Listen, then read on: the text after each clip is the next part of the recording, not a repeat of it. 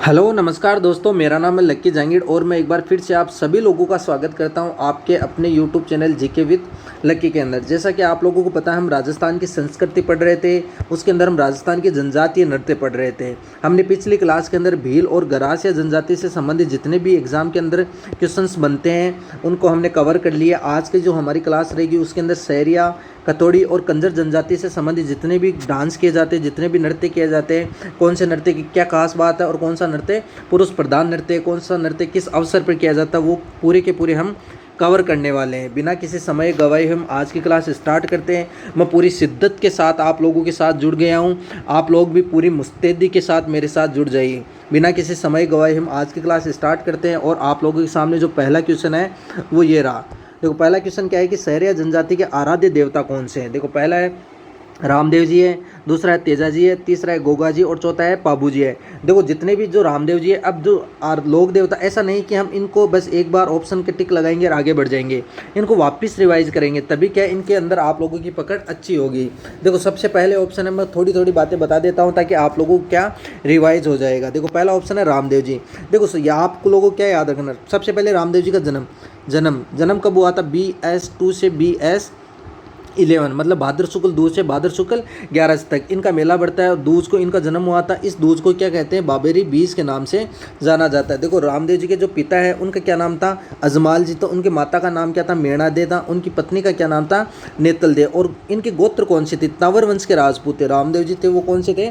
तंवर वंश के राजपूत थे। इन्होंने समाधि कब ली थी? इन्होंने कब ली थी? भाद्र शुक्ल 11 को समाधि ली थी। इनसे एक दिन पहले भाद्र शुक्ल 10 को इनको किन की समाधि ली थी? डाली बाई ने इनकी समाधि ली थी। एकमात्र लोक देवता है जो क्या है? कवि भी है। रामदेव जी कौन से एकमात्र ऐसे लोक देवता है जो कवि भी। इन्होंने कौन सी रचना लिखी है? उन्होंने 24 वाणियाँ लिखी है। कौन सी 24 वाणियाँ रचना लिखी। इनको गुरु का क्या नाम था? इनके गुरु का नाम था बालीनाथ जी। क्या नाम था? बालीनाथ जी। और ये कहाँ पर इनकी गुफा थी? मसूरिया पहाड़ी, जोधपुर के अंदर इनकी गुफा थी। जो रामदेव जी का जो मेला बढ़ता है उस टाइम पे कौन सा नृत्य किया जाता है? 13 ताली नृत्य। कौन सा? 13 ताली नृत्य किया जाता है। किन के द्वारा किया जाता है 13 ताली नृत्य? किन के द्वारा किया जाता है?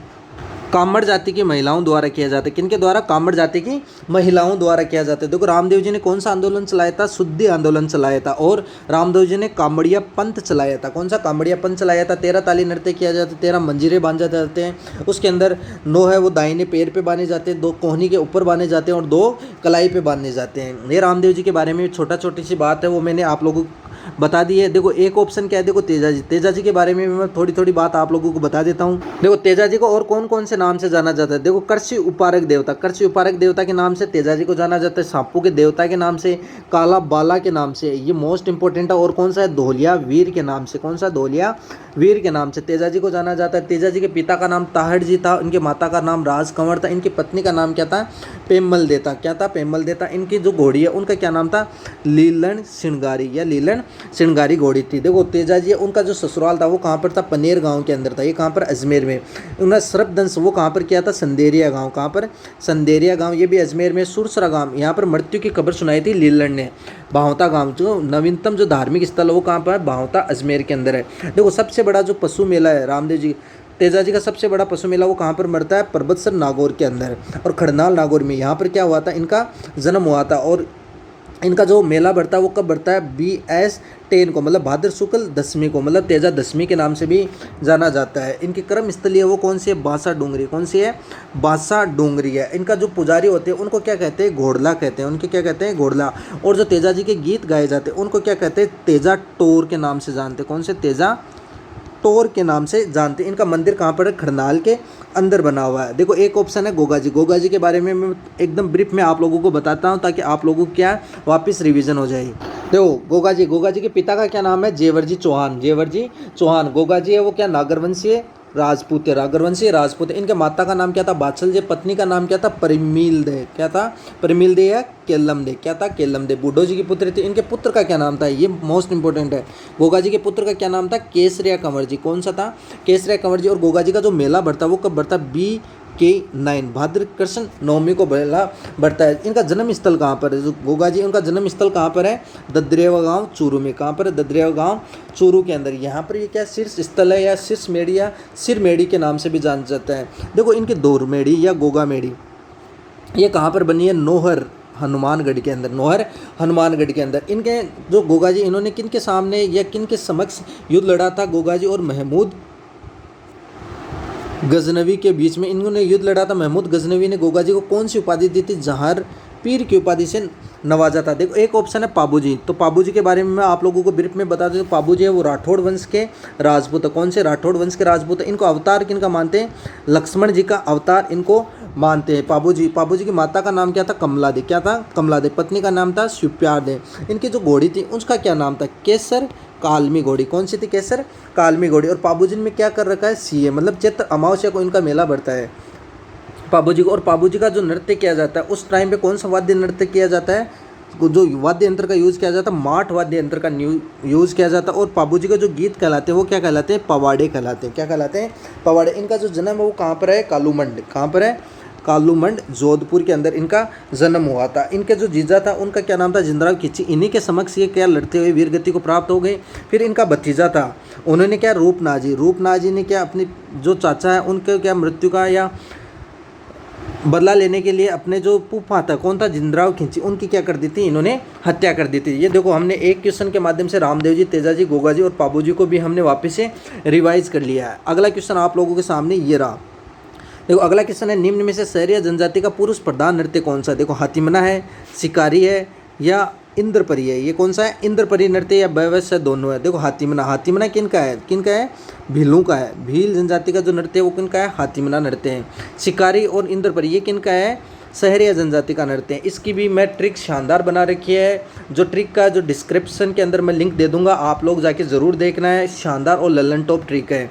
देखो इनके द्वारा तो बे और से दोनों ऑप्शन क्या रहेंगे? शहरिया जनजाति के रहेंगे। अगला क्वेश्चन आप लोगों के सामने ये रहा। अगला क्वेश्चन क्या है? देखो निम्न में से कौन सा नृत्य शहरिया जनजाति द्वारा नहीं किया जाता है? देखो पहला ऑप्शन है शिकारी नृत्य, दूसरा है झेला, तीसरा है बेडनी या चौथा है दोह नृत्य।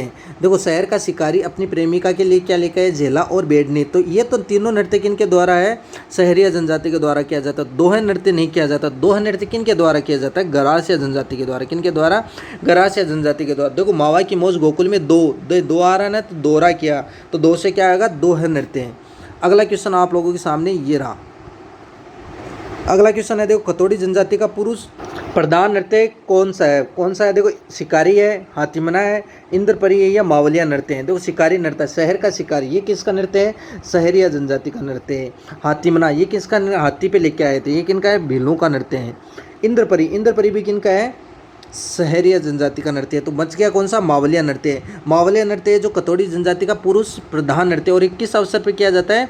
नवरात्रि के अवसर पर किया जाता है। नवरात्रि के अवसर पर। यह क्वेश्चन ऐसे भी आ सकता है कि नवरात्रि के अवसर पर किया जाने वाला कतोड़ी जनजाति का कौन सा नृत्य है? तो मावलिया नृत्य है। पुरुष प्रधान नृत्य भी मावलिया नृत्य है। अगला क्वेश्चन आप लोगों के सामने ये रहा। अगला क्वेश्चन क्या है? देखो केर के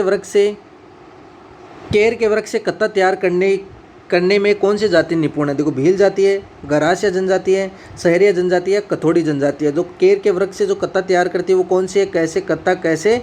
कथोड़ी जनजाति है। तो कथोड़ी जनजाति द्वारा केर के वृक्ष से कत्ता तैयार किया जाता है। ये देखो कथोड़ी जनजाति हमारी राजस्थान की नहीं थी, ये मूलतः कहाँ की थी? महाराष्ट्र की थी। राजस्थान के अंदर ये दो ही जगह पर मूलतः निवास करती है। कहाँ पर? उदयपुर। उदयपुर की दो तहसील, एक तो झाडोल और दूसरी है कोटड़ा। यहाँ पर ही क्या निवास करती है? मूलतः शहरिया कथोड़ी।